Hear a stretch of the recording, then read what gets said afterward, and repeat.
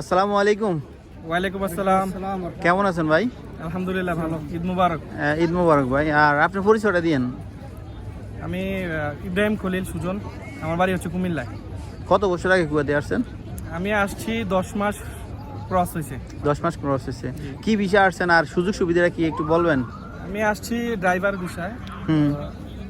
মানে সুযোগ সুবিধা বলতে আছে, খাওয়া থাকা ফ্রি, 100 দিনের স্যালারি।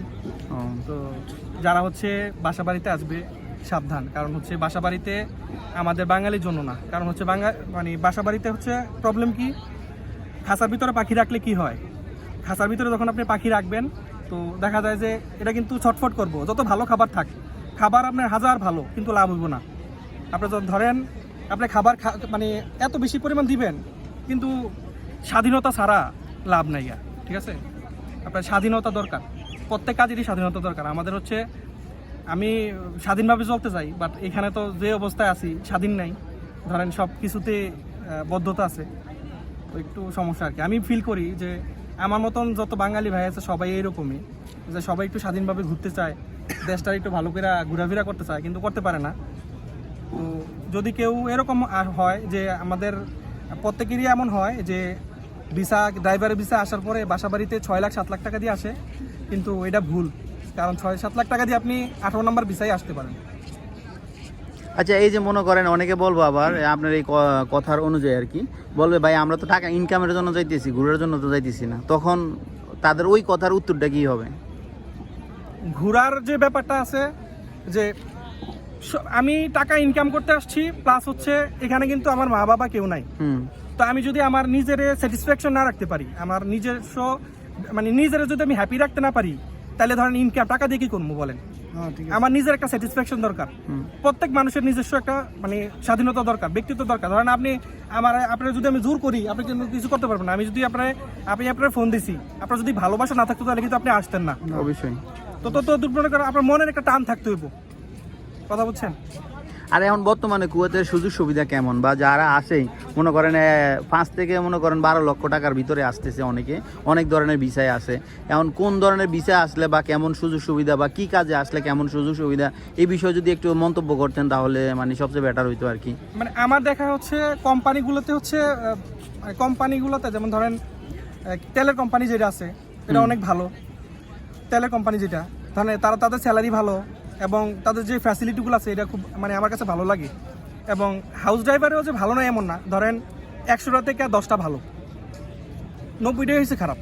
মানে এটা হচ্ছে তকদিরের একটা বিষয়, যে তকদির যার ভালো সেই হচ্ছে ভালো আছে, আর যার তকদির ভালো নাই সে ভালো নাই, ঠিক আছে? এটা হচ্ছে মানে দেখা গেছে যে ডিপেন্ড করে আমরা যখন এই যে হাউস বিষয় আমরা কি করি, ড্রাইভারের ভিসা শুনলেই 5-6 লাখ টাকা দিয়ে এসে পড়ি। এটা আমাদের ভুল, কারণ আমরা কি করি 5-6 লাখ টাকা দিয়ে যে দিতেছি এই ভিসাটা কিন্তু টোটাল আরবি কিন্তু ফ্রি দিতেছে। তো আপনি যদি যত কমায় নিতে পারেন, যদি 2 লাখ টাকা দিয়ে আসতে পারেন, ফ্রি আসতে পারেন, 1 লাখ টাকা দিয়ে আসতে পারেন, তাহলে আপনার জন্য ভালো, ঠিক আছে? আমরা অনেকেই 14 লাখ 15 লাখ টাকা দিয়ে আসি, আমরা একটা অহরহ করে ফেলছি কুয়েতে আসলে 14 লাখ 15 লাখ 14 লাখ 15 লাখ, মানে এটা একটা ভাইরাল হয়ে গেছে।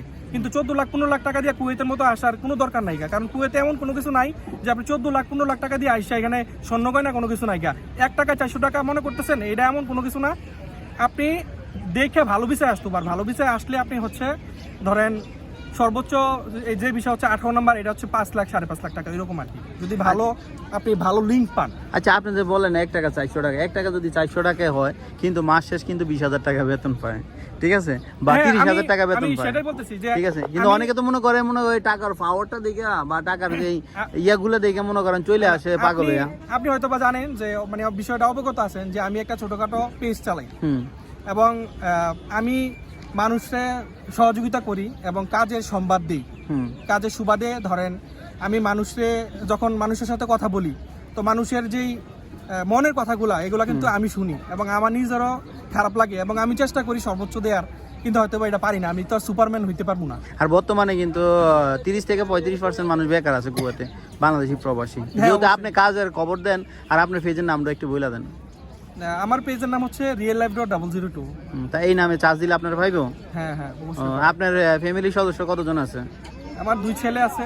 এইটা না, আপনার এই যে পেজের আর কি পেজের আচ্ছা, ফলোয়ার আমার- আমি বলি না, আমি পরিবার বলি আর কি, ঠিক আছে? হয়তো অনেকে মনে করেন অনেক মানে কথা বলতে পারে আচ্ছা, অন্যটা, আচ্ছা, না। কিন্তু আমি পরিবার বলি, কারণ ধরো আমার একটা পরিবার, আচ্ছা, আচ্ছা। তাদের জন্যই আমি, কারণ আমারও তো চিনে না, আমার চিনে আমার- তাদের জন্য। আমার পরিবারে আছে 15,000 প্লাস। মাশাল্লাহ, যাক আলহামদুলিল্লাহ ভালো। আর আপনি যে কুয়েতে আছেন বা এই যে এখন মানুষ অনেকে আসতে চায়, এখন কিন্তু মনে করেন বর্তমানে ভিসা বন্ধ না, মানে ভিসার কার্যকর হয় নাই যে না, কার্যকর এই বলতে বিষয় নিয়ে। অফিসই তো বন্ধ, বিমান তো হ্যাঁ, চলতেছে না। বিমান চলতেছে না, কিন্তু অনেকে মনে করেন কমেন্ট করে ভাই কবে খুলবে কবে খুলবে। এটা এই দেশের গভর্নমেন্ট যতদিন পর্যন্ত নিউজ না দেয়, খবর না দেয়, আমরা কিন্তু কোনো কিছু বলতে পারবো না, জি, ঠিক না? অবশ্যই, হ্যাঁ, অবশ্যই, কারণ আমরা তাদের নিউজ পাই, আমরা কিন্তু নিউজ দেই, Exactly, ঠিক right, আছে? exactly. কারণ আমরা তো ভুয়া নিউজ দিতে পারি না, না, কারণ আমাদের উপরে ডিপেন্ড করে আপনারা যারা ভিডিও দেখেন আমাদের, আবার আমাদের উপরে এই দেশের আইনও আমাদের দৃষ্টি রাখে আমাদের প্রতি, আমরা কি ভুলভাল তথ্য দেই অহেতুক কিনা। ভুল তথ্য দিলে অবশ্যই এই দেশে ভুল তথ্য বা গুজব ছড়াইলে অবশ্যই শাস্তি আছে। হ্যাঁ, এই দেশে কোনো আইনের বাইরে কেউ না, আইনের ঊর্ধ্বে কেউ না, ঠিক আছে? সবাই আইনের ভিতরে আছে, এমন না যে বলে আপনারা পাইবো না। আপনি যেহেতু কুয়েতে আছেন, আপনার ধরতে কোনো সময় লাগবে না, অবশ্যই। তাদের 1-2 এর ভিতরে আপনারা ধরে না। নিব। মানে অন্যায় করলে অন্যায়কারীর অবশ্যই শাস্তি আছে। যেমন আমি যদি ভুল করি, আমি যদি কোনো ভুল সংবাদ প্রেজেন্ট করি, তো এই ক্ষেত্রে দেখা গেছে যে অবশ্যই আমার শাস্তি পাইতে হবে। অবশ্যই, অবশ্যই। আছে? আর বিশেষ করে আমরা একজন বাঙালি, আমরা বাংলাদেশ রিপ্রেজেন্ট করি, তো অতএব আমরা যারা যা কিছুই করি না কেন, মানে দিন আমরা শেষে আমরা- দিন শেষে বাঙালি, তো আমরা দেশকে রিপ্রেজেন্ট করি, তো আমরা এই দেশের আইনকে ভালোবাসতে হবে, এবং এই দেশে আমরা থাকি, এই দেশ থেকে আমাদের রুটি রুজি হয়, তো আমরা ওই দেশের আইনকে সম্মান করে আমরা চলতে হবে। আর এই দেশের যারা মানে দুইজনে জর্গা করে, তাদের কিন্তু দেশে পাঠিয়ে দেয় বা জেল হয়, 3 বছর 5 বছর 10 বছর এরকম জেল হয়। অতএব সবাই সাবধান অবলম্বন করে চলতে হবে। আর যারাই আসেন না কেন ভাই, ভিসা এখন নতুন ভিসা বের হচ্ছে না, তো অতএব আপনারা শুধু কমেন্ট এইটাই, ভাই আমি পাসপোর্ট জমা দিছি 5 মাস 10 মাস 1 বছর 2 বছর 1.5 বছর, ভাই এখন যে পরিস্থিতি আছি, আমরাই আছি অনেক ইয়ার ভিতরে, ঠিক আছে, আতঙ্কের ভিতরে আছি। তো ওতে আমরা গুজব ছড়াই না, আছি আলহামদুলিল্লাহ, আমরা সব সাইডে ভালো আছি, সব কিছুই আছে, আমরা সব কিছুই পাইতেছি আলহামদুলিল্লাহ। এই দেশে মনে করেন যত কিছুই হোক, এই দেশের যারা আছে সবাইকে সুস্থ রাখছে, এবং কি আল্লাহ ভালো রাখছে, খারাপ রাখে নাই অবশ্যই। আর যারা দেশে গেছে তাদের প্রতি তাদের ছুটির মেয়াদ বাড়াইছে, কিন্তু তাদের ভিসার মেয়াদ বাড়ায় নাই। তারা ভিসার মেয়াদ বাড়ানোর দায়িত্ব হচ্ছে তাদের মালিকের, ঠিক আছে, বা তাদের কোম্পানির, এটা কোনো সরকারের না। সরকারের ছুটি বৃদ্ধি করছে 3 মাসের। আর যারা এই দেশে ভিজিট ভিসা আসছে, তো তাদের জন্য মনে করেন সুযোগ দিছে 1 মাস বৃদ্ধি করছে, এটা অটোমেটিকলি হয়ে গেছে, এটা করতে হয় না, বা অমুক অফিসে যাইতে হবে, অমুক এই কাজ করতে হবে, ওই কাজ করতে হবে, কোনো কাজ করতে হবে না, এটা অটোমেটিকই বৃদ্ধি হয়ে গেছে, ঠিক আছে? তো অতএব কেউ গুজবে কান দিবেন না, কিন্তু আপনারা আপনাদের যাদের ভিসা শেষ হয়ে গেছে বা মানে কাছে চলে আসছে, তারা অবশ্যই অনলাইনে আপনাদের কোম্পানির বা মালিকের সাথে যোগাযোগ করে আপনাদের আকামাটা রিনিউ করার চেষ্টা করেন। কারণ অনেকে বলবো কি আপনার ভিসার মেয়াদ বাড়াইছে, ভিসার মেয়াদ বাড়ায় নাই, ছুটির মেয়াদ বাড়াইছে। কি বলেন, কথা কি খারাপ বলছি নাকি? না, না, সব সঠিক। তো আর আপনার যে মন্তব্যটা, মানে এই যে কুয়েতে আসলেন, আপনি তো ড্রাইভিং ভিসা আসছেন, তো ড্রাইভিং ভিসার আর কোন কোন সুযোগ সুবিধা ভালো বা কোন কোন সুযোগ সুবিধাটা খারাপ? ড্রাইভিং এ ধরেন আপনার কোম্পানিতে ভালো, হুম কোম্পানিতে যদি আপনি আসেন, ধরেন আপনি যদি ধরেন আমাদের বাংলাদেশ থেকে তালাবাতেও আসে, হুম আপনি যদি তালাবাতে আসিয়া 1 বছর কষ্ট করে আপনি যদি আপনার ভিসাটা চেঞ্জ করে অন্য কোম্পানিতে নিয়ে নেন, তাহলে আপনি গেইনার, মানে কন্টাক্ট অনুযায়ী নাকি? কন্ট্রাক্ট অনুযায়ী। কারণ আপনার হচ্ছে আপনার লাইসেন্স কেউ করে দিবেন, আপনি যদি চান 400 দিনার 500 দিনার দিয়ে কিন্তু আপনার লাইসেন্স করতে পারবেন না। তো আপনার হচ্ছে যদি কোনো তালাবাদ কোম্পানি নিয়ে আসে আপনার, হ্যাঁ, তো তারা কিন্তু একটা কন্ট্রাক্ট আছে, আপনি 1 বছর বা 2 1.5 বছর, 1.5 বছর 1 বছর বা 2 বছর আপনার কষ্ট করতে হবে, হুম এবং 1 থেকে 2 বছর কষ্ট করার পরে আপনি সফলতা পাইবেন, তাছাড়া পাইবেন না, একটু কষ্ট হইব। এবং আমরা যদি বলেন যে 2 বছর যাওয়ার পরে কিন্তু আমরা বাড়িতে পাঠিয়ে দিব। আমরা যদি ধরেন এদিক থেকে 19-20 করি, তাহলে কিন্তু আমরা বাড়িতে, আমাদের কোনো ভ্যালু নাই। আবার আমরা ওই যে বাংলাদেশে থেকে তাকায় থাকবো আপনাদের দিকে যে ভাই একটা ভিসা দেন, কিন্তু যারা হচ্ছে তালাবাতে আসে তাদের জন্য ফ্যাসিলিটি আছে, কেমন, তারা ট্রান্সফার হইতে পারবো। 18 নম্বর যারা আছে, যারা 20 নম্বর, তারা কিন্তু মালিকের অধীনে, মালিক যদি পছন্দ করে যে আমি তারে পাঠাবো না, তার দেশে পাঠিয়ে দেবো, তাহলে কিন্তু শেষ। আপনি তো টাকা দিয়েছেন, এটা মালিক বুঝবো না, আপনি এটা বুঝবো যে আমি তারা রাখছি, আমার ভালো লাগছে না, আমি পাঠিয়ে দিচ্ছি, শেষ। মালিকের এই আরোপের উপরে কোনো কথা নাই। মানে আপনার কথা অনুযায়ী মানে ড্রাইভিং ভিসা আসলে সবচেয়ে বেস্ট, কোনটাকে যে কয়দিনের জন্য আছে ওইটাতে তালাবাতে আসতে পারলে ভালো, কারণ হচ্ছে